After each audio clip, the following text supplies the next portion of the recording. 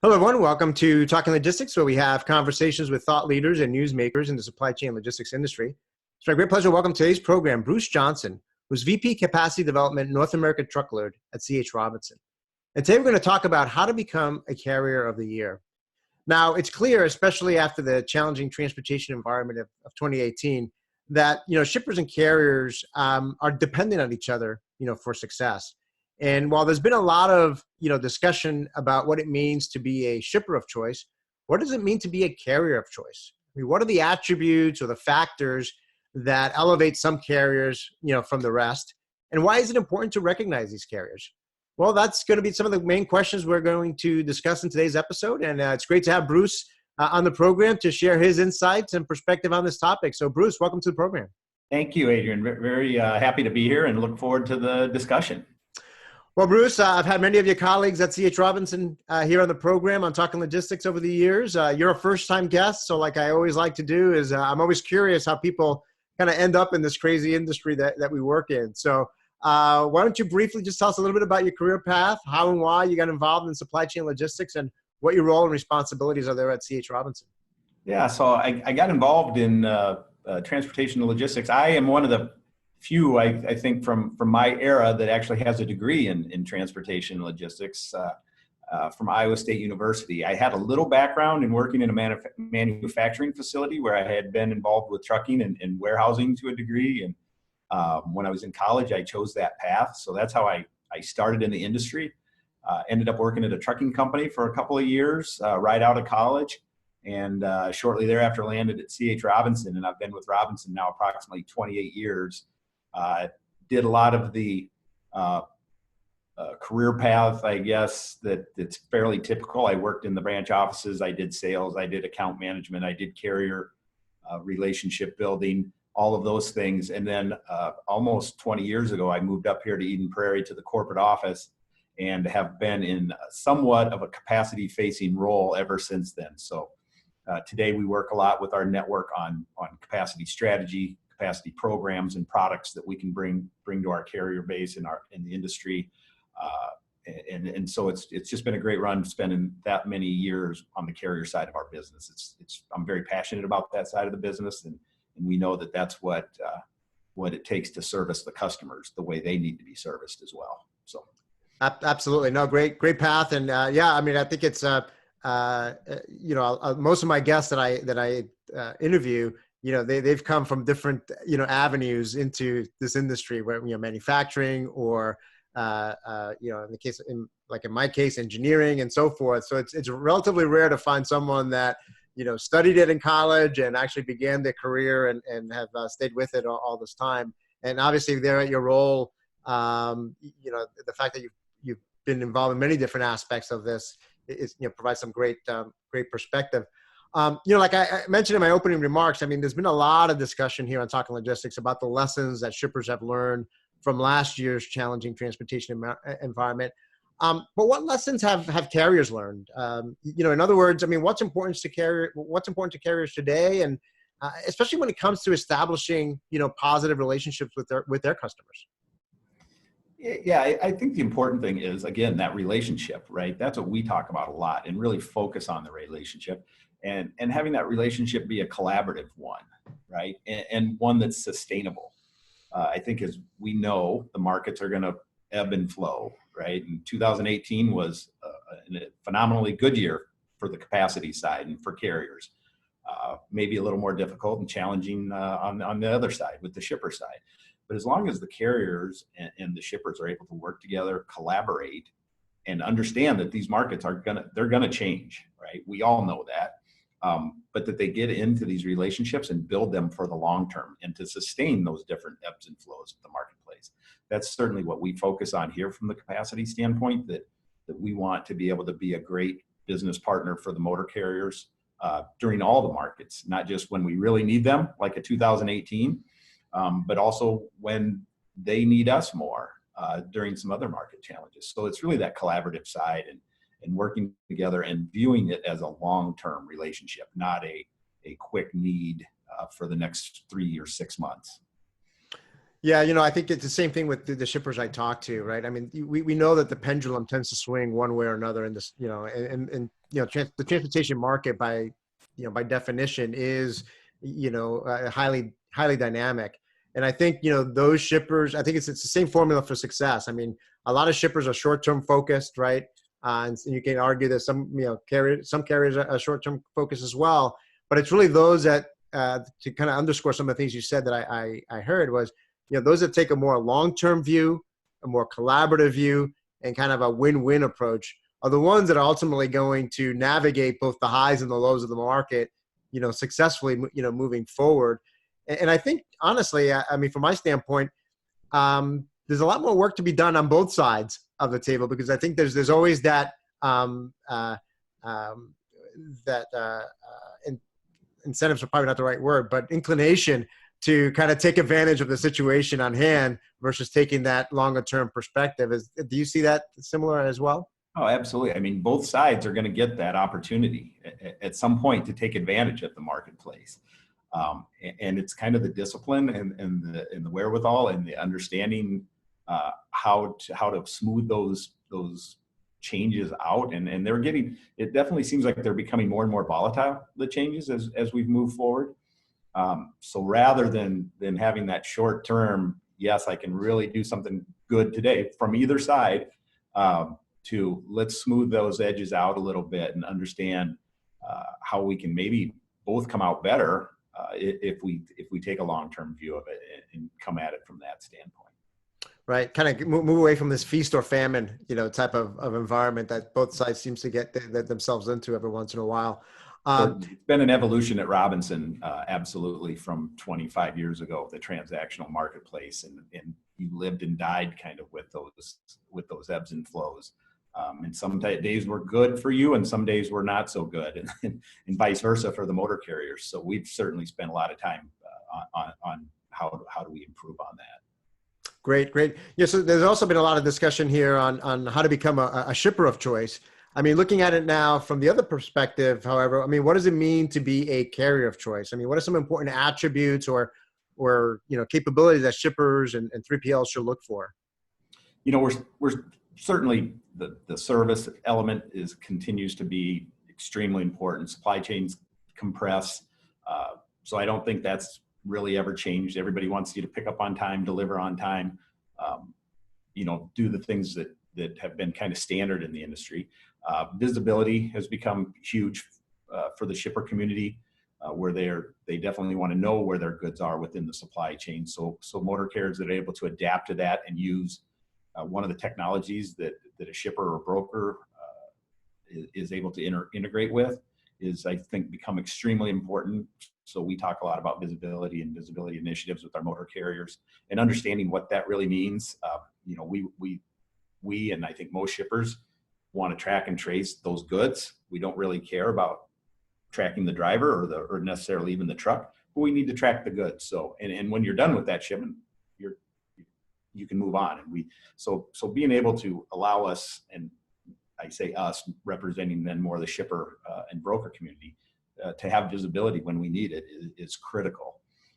And then again, I think the other thing is we're not going to, if we as a shipper community or a broker community are not going to take advantage of you during down markets, we again, kind of the conversation we just had, we need you to be with us when things are more advantageous on the carrier side. But let's work through that, and let's make sure we're thinking long term, which will be win-win for both. So I think those are kind of the elements that we look for as far as what a carrier of choice looks like for us. Yeah, no, great points there. I mean, I think that, service is, we always talk about the trade-offs between cost and service, but, service has certainly become as important, in some cases, even more important than the cost element. When you look at things like on time in full, or even things like, safety in certain industries, that becomes important. As in the retail environment, for example, as customers, the end customers are becoming more demanding in terms of predictability and reliability, and really compressing those time windows, that's becoming much more important that I see from a shipper standpoint. And along the lines of that, that's where visibility becomes important too, because the ability to be able to be more the visibility enables shippers and brokers to be more proactive when exceptions occur, or be able to communicate more effectively with the end customer in terms of where's my order, what's in that truck, and so forth. So I think I see those two things as, coming together and becoming, critical attributes that shippers and brokers are looking for from their carrier community. Absolutely. And you notice I didn't mention rate in there. Certainly plays a part to some degree, but I don't think the shipper and carrier community are really, or shipper and broker community are really looking for I want the bottom price every single time.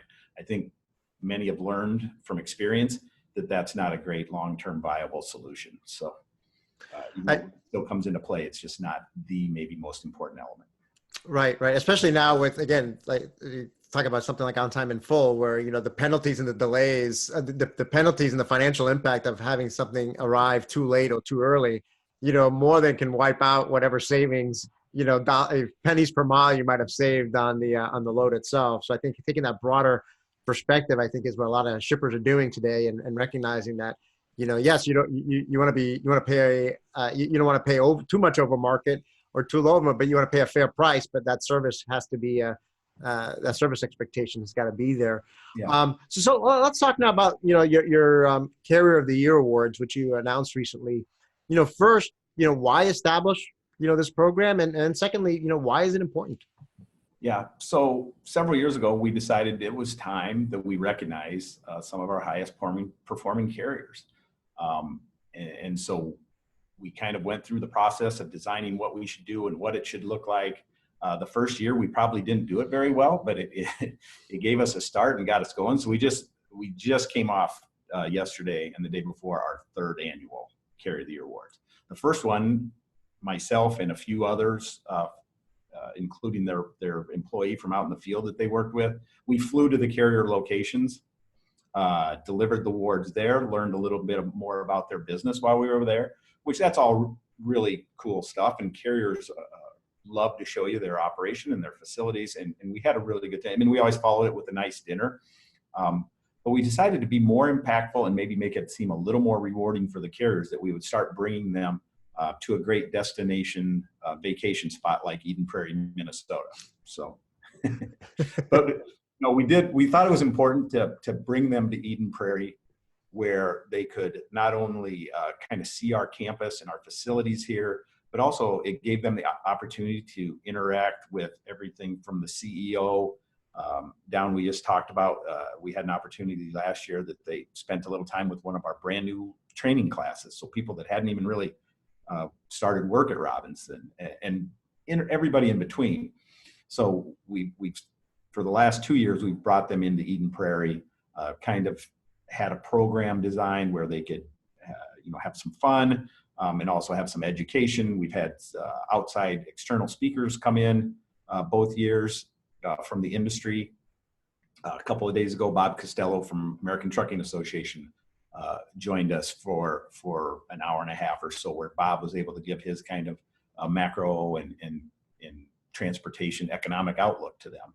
And then we recognize them with a great awards event in the evening. And we have to beat the Robinson people away, because everybody wants to attend from the Robinson standpoint, because it's just such a cool event. And our carrier reps from the field come in and they tell a little bit about the carrier, and then the carrier gets to get up and give a speech. And it's just, I'm still basking, I guess, in the glow of another great couple of days we just had. So it was a lot of fun. And I think the carriers really do appreciate it, because we definitely know we really appreciate what they do.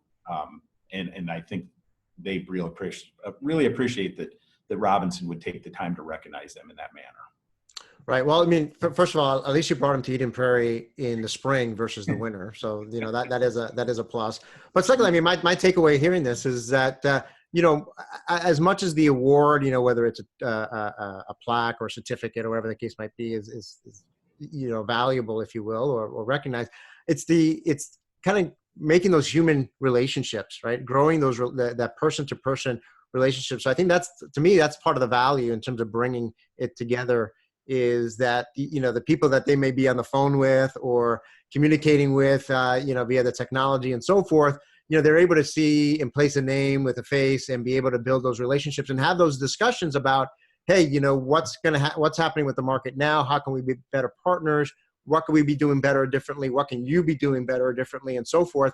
And it's really through that, as much as we talk about all of this technology, artificial intelligence and machine learning and all that, and that plays a key role, obviously, but there's still no getting away from the value of having face-to-face interactions and conversations to really drive, these relationships forward, particularly if, as we were talking about earlier, if the real focus is on partnership and long-term partnership, you really have to have that human interaction, right?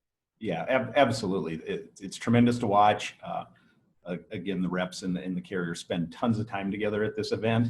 And another thing that comes out of it also is even watch the carriers interact, because we have different peer groups, somewhat based on size, somewhat based on equipment type. But you get to watch an owner-operator interact with somebody that's got 200 trucks, or interact with somebody that's got thousands of trucks. And I think that becomes a neat thing that doesn't happen that often in this industry, where carriers of that wide of a variance of size difference get to spend a little time together and share their own insights to the industry. So yes, a lot of great relationship building in multiple ways. Yeah, I'm a big proponent of peer-to-peer learning, and I think the value of bringing these community together in whether over a course of a couple of days, that helps facilitate peer-to-peer learning, right? So yeah. Large carriers, small carriers, owner-operators, those with 200 plus trucks. I mean, there's value in each of them hearing from each other and learning from one another. Those areas that will make the industry better. Now, you selected 12 winners out of 76,000 plus contract carriers this year. I mean, what were the main factors that elevated those 12 carriers from the rest? Yeah, so it all kind of starts with how we see them within our Robinson. We have a carrier advantage program where we kind of tier our carriers based on some criteria. It comes back to some of the things we were talking about earlier, right? There's been minimum volume requirements, so we want to make sure we have a solid enough relationship from a volume standpoint. But also then we look at some of their attributes around service and automation of visibility and things like that. So they have to be in the top tier of our program, which there's thousands of carriers within that top tier of the program as well. And then we go back to our carrier representatives out across our network, out across North America, and ask them to nominate carriers that they work with.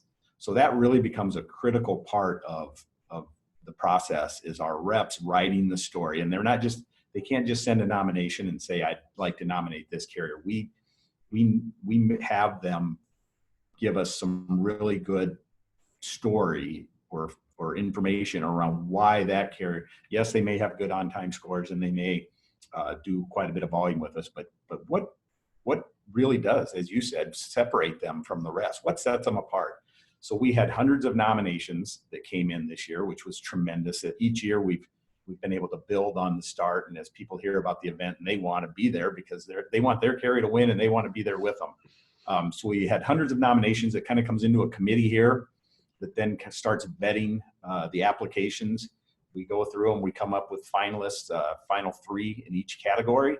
And then we get a little larger committee that sit in a room several times it takes to kind of discuss and somewhat vote on who we believe the ultimate winner in each category should be. So it's quite a process. We just met today, kind of a retro of the last several days, and we decided within a couple of weeks, right, the planning will begin for next year. So there's no real break from moving this forward. So it's really fun though, and we've gained momentum every year, and we expect to continue to gain that momentum. And so really looking forward to continuing on with it. Yeah, no, that's a great process. I mean, as you were talking there, kind of, you guys are the equivalent of college admissions groups, right? A lot of qualified candidates, if you will, but you have to, sift through it all, the applications, and see which ones, rise above above the rest, related to the different criteria you're looking for. So now, are the work criteria the same for kind of large carriers versus owner operators, or by equipment type? I mean, how does that work? How do you filter that out? You know, how they get tiered into our program is a little different, right? Obviously, like volume commitments and things like that, and we do a little bit of peer rating on service and things like that. But then, for the most part, once it gets down to the rep nomination part of it, it becomes a very similar process. So to get up to the certain point, there's some difference in criteria based on their size and based on our expectations of volume for a flatbed carrier might be different than a dry van carrier. But once we get to the nomination process and get to that, then it really becomes a very similar process, because we're looking for the right relationships that we can reward, and that transcends the different equipment types and the different size groups. Right. No, makes sense. Well, Bruce, we're running short on time here, so I'm just going to go right to my last question here. Yes. Yeah, as a way to wrap up, I mean, like I mentioned, receiving an award is certainly something to be, proud of. But even if you don't win, right, if you're not one of those 12 carriers, I mean, why is working toward becoming a carrier of the year, important? I mean, what's the broader value proposition for everyone? Yeah, the broader value proposition is in the relationship and what comes out of that relationship. The stories we hear from these motor carriers and the abilities through developing very strong relationships, they've grown their companies, they're more profitable companies. All of that has transpired from, we hear some great stories about the American dream from some of our people that have won, or some of our carriers that have won, where they came to this country and started in trucking and became a part of C.H. Robinson's carrier base, and we've allowed them to do things that they never dreamed of. So it all comes back to that relationship. Even if you're not an actual winner, if you're able to secure a very similar relationship to what the winners have, it's beneficial to both parties, and it helps create great value for the motor carrier.